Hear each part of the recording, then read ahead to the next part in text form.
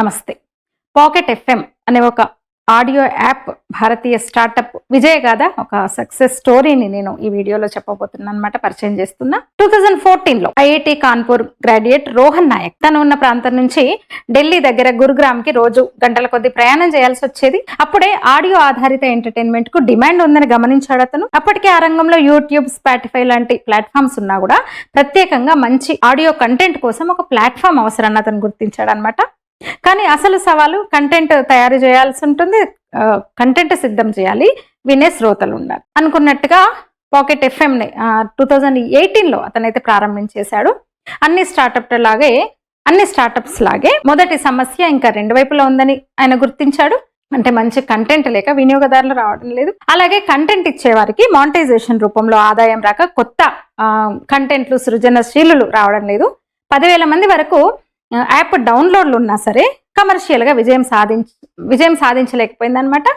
మరి దాన్ని ఎట్లా అధిగమించాడు రోహన్ అంటే తన స్నేహితుడితో కలిసి ఒక స్నేహితుడిని కూడా కలుపుకొని 4 కోట్ల పెట్టుబడి పెట్టి అంటే వెంచర్ క్యాపిటలిస్ట్ ద్వారా సంపాదించి మంచి కంటెంట్ రైటర్స్ కి డబ్బులు ఇవ్వడం మొదలు పెట్టాడు. అంటే డబ్బులు ఇచ్చి కంటెంట్ తీసుకోవడం వాళ్ళ నుంచి. దీంతో కంటెంట్ బాగుంది అనే ప్రచారం ద్వారా మరికొంతమందికి యాప్ ఇంకా చేరువైపోయింది అనమాట.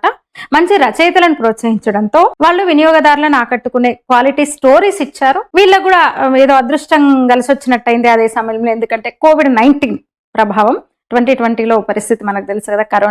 కరోనా వల్ల మొబైల్ ఇంటర్నెట్ వినియోగం భారీగా పెరిగింది. దీంతో పాకెట్ ఎఫ్ఎం యాప్ డౌన్లోడ్స్ 10,000 నుంచి 1 కోటికి పెరిగిన ఏకంగా. దాంతో వీళ్ళు ఏం చేశారంటే ముందు 3 ఎపిసోడ్స్ ఉచితంగా వినే అవకాశం ఇచ్చి 4వ ఎపిసోడ్ ను వెంటనే ఇవ్వకుండా ఒక రోజు ఆపి మరుసటి రోజు మాత్రమే రిలీజ్ చేసేవాళ్ళు అనమాట.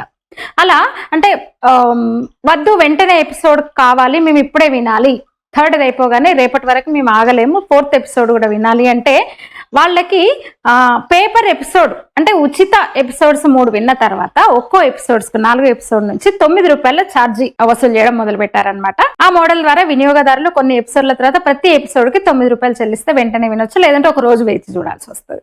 దీంతో చాలా మంది ఈ పేమెంట్ విధానం ద్వారా ఎపిసోడ్స్ వినడం మొదలు పెట్టేశారు. ఇక క్రమంగా దీన్ని అంతర్జాతీయంగా కూడా విస్తరించాడు. అంటే ఇక్కడ మార్కెట్ సక్సెస్ అవడంతో 2022లో పాకెట్ ఎఫ్ఎం US కి విస్తరించింది. అక్కడ వినియోగదారులు రోజుకి 110 నిమిషాలు వీళ్ళ యాప్ లో గడపడం గుర్తించారు వీళ్ళు. ఇది OTTలు, మ్యూజిక్ యాప్స్, ఇతర ప్లాట్ఫామ్స్ కన్నా కూడా ఎక్కువ అన్నట్టు. అంటే మొత్తం ఆదాయంలో US మార్కెట్ నుంచి 70% ఆదాయం వచ్చింది వీళ్ళకి. అంటే ఇండియాలో ₹1,000 ఆదాయంతో పోలిస్తే US వినియోగదారు నుంచి సగటు ఆదాయం 3,500 రావడం మొదలైందనమాట. దీంతో పాకెట్ ఎఫ్ఎం కి నిధులు కూడా బాగా రావడం ప్రారంభమైంది. వంటి షో ఒక్కటే 100 కోట్లకు పైగా ఆదాయాన్ని తెచ్చిపెట్టింది.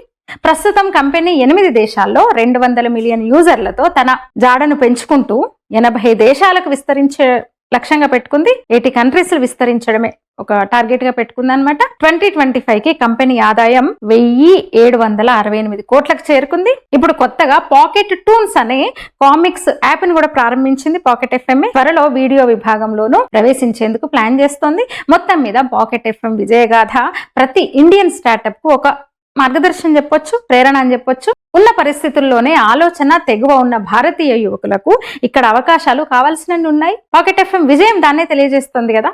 మీరేమంటారు? ఈ వీడియో మీద మీ అభిప్రాయం తెలియజేయండి, లైక్ చేయండి, షేర్ చేయండి, ఛానల్ని సబ్స్క్రైబ్ చేయండి. ధన్యవాదాలు.